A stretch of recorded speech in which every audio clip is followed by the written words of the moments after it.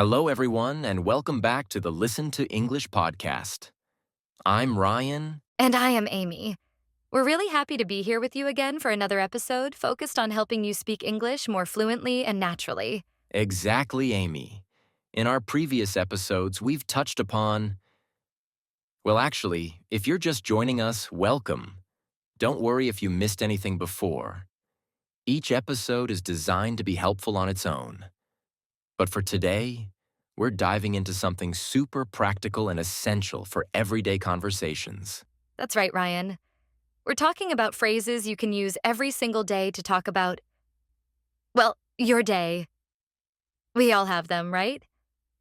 Days filled with different things, big and small.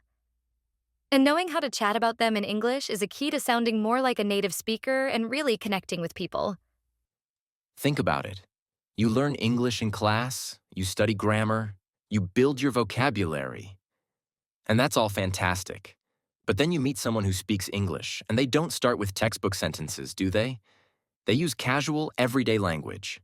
That's what we want to help you with today. We want to bridge that gap between textbook English and real-life English.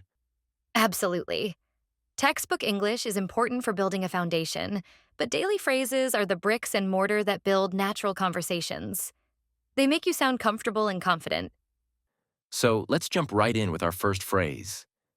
It's a really common one, and it's perfect for starting a conversation. The phrase is, "What have you been up to today?" What have you been up to today? It's a great, friendly way to ask someone about their day so far. It's more casual than, how was your day? Because you're asking about the day as it's happening, or just recently happened. Exactly. You might use this when you see a colleague at work in the afternoon, or when you call a friend in the evening. It's like saying, "Hey, catch me up on what you've been doing since we last spoke."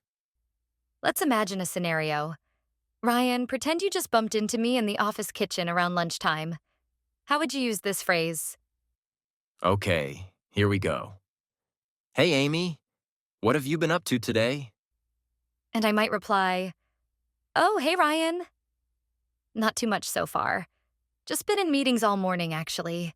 Finally getting a coffee break. What about you? What have you been up to today? Similar here. Lots of emails and planning for the next project. But yeah, coffee sounds good right now. See how natural that is? It's a simple question, but it opens the door for a longer conversation. You could talk about work, or maybe something personal depending on who you're talking to.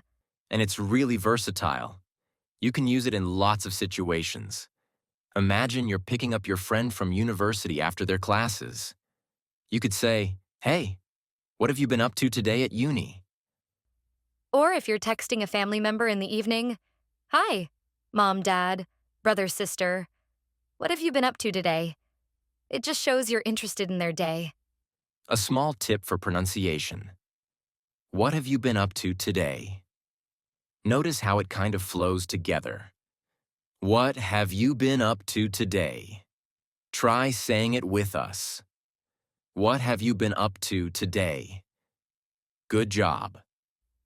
Okay, let's move on to our next phrase, which is similar but asks about a slightly different time frame. It's, anything interesting happened to you lately? Anything interesting happened to you lately? This one is great for when you want to know if something exciting or noteworthy has occurred in someone's life recently. Lately means in the recent past, maybe in the last few days or weeks. Right. It's not just about today. It's a bit broader. You might use this if you haven't seen someone for a little while, or if you just want to know if anything new and exciting is going on in their life. For example, you might ask a friend you haven't seen in a couple of weeks, "Hey, friend's name, anything interesting happened to you lately?" And they might say, "Actually, yes. I just got a new puppy." Or, "Yeah, I went to a really cool concert last weekend." It's a way to invite them to share something interesting or exciting. It's also good because it's open-ended. You're not asking about anything specific, so they can share whatever they think is interesting. Maybe for them, interesting means they tried a new restaurant or they finished a good book. Exactly. It's all about their perspective.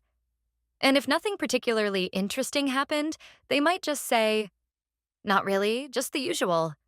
How about you? Anything interesting with you lately?" And then you can take your turn. Let's practice the pronunciation for this one. Anything interesting happened to you lately? Again, it flows smoothly. Anything interesting happened to you lately? Try it with us. Anything interesting happened to you lately? Excellent. Moving on to our next phrase, which helps you understand what someone's current focus is. What's keeping you busy these days? What's keeping you busy these days? This is perfect for understanding what someone is spending their time on currently. It's about their present activities and commitments. Yes. It's useful when you want to know about their responsibilities, projects, or even hobbies that are taking up their time. You might ask this to a colleague, a friend, or even a family member. Imagine you know a friend is working on a big project at work. You could ask them, "Hey, friend's name, what's keeping you busy these days at work?" And they might reply, "Oh, still working on that big presentation. It's taking up all my time." Or, "Actually, work is a bit quieter now. I've been busy planning my vacation." It's a good way to show you're interested in their life and what they're doing, without being too nosy. It's respectful because it acknowledges that people have commitments and things going on. And the responses can vary a lot. "What's keeping you busy these days?" could lead to conversations about work, studies, family, hobbies, volunteering, anything really. It depends on the person and their life. Pronunciation time. What's keeping you busy these days? Short and sweet. What's keeping you busy these days?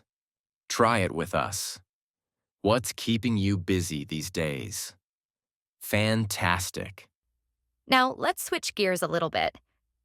Sometimes it's nice to focus on the positive things. Our next phrase is all about that. Tell me something good that happened today. Tell me something good that happened today. This is such a lovely phrase.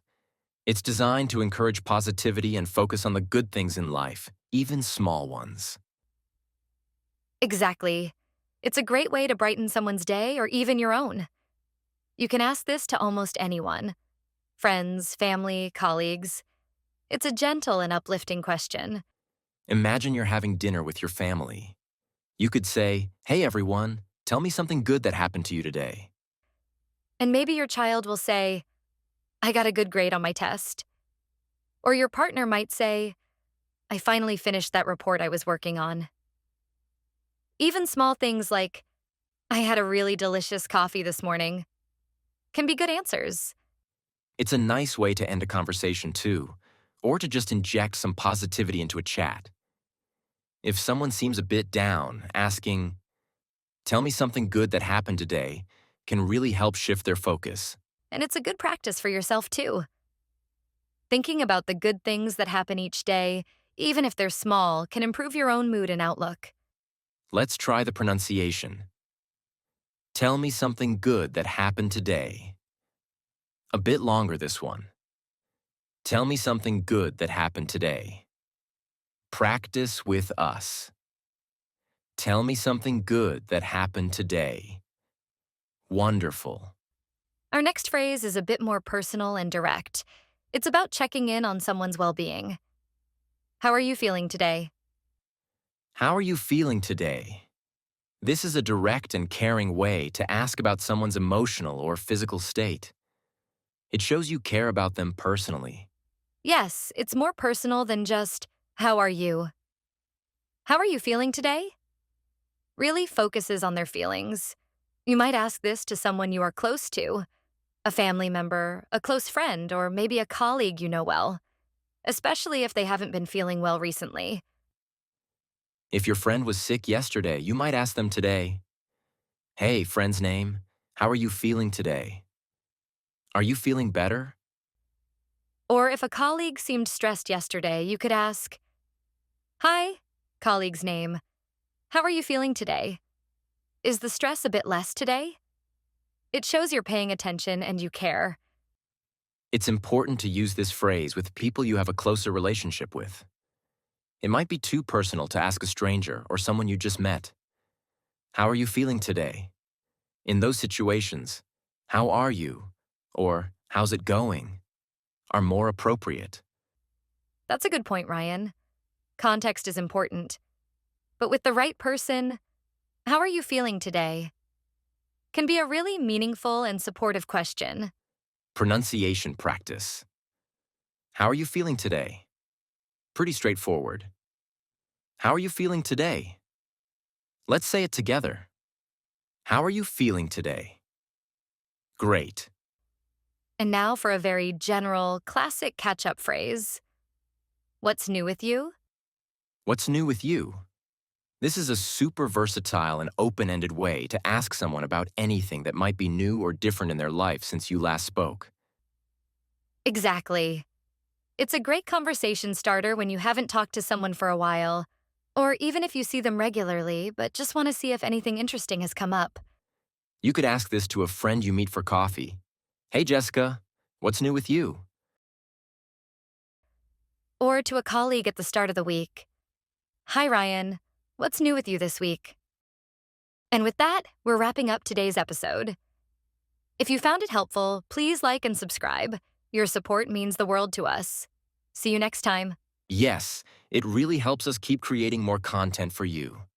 Thanks for listening, and we'll see you in the next episode.